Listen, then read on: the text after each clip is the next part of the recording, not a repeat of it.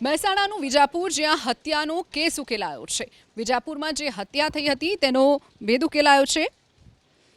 અકસ્માત કેસની તપાસમાં ખુલ્યું છે હત્યાનું સનસનીખેજ।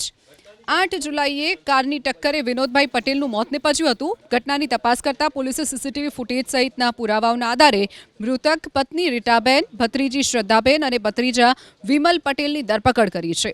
પોલીસ તપાસમાં ખુલાસો થયો છે કે મૃતક વિનોદભાઈ પટેલ પોતાની પત્ની રીટાબેન પર ખોટો વહેમ રાખી અવારનવાર મારઝૂડ કરતા હતા, જેથી પત્ની રીટાબેન અને ભત્રીજી શ્રદ્ધાએ વિનોદભાઈને રસ્તામાંથી હટાવવાનું નક્કી કર્યું હતું। આ ષડયંત્રને પાર પાડવા માટે આરોપી પત્ની રીટાબેન અને શ્રદ્ધાએ પૈસાની લાલચ આપીને ભત્રીજા વિમલને તૈયાર કર્યો। મેડિકલ સ્ટોર ચલાવવા હોવાથી આરોપી વિમલને રેકી કરી અને શ્રદ્ધાએ વિનોદભાઈનું લોકેશન આપી।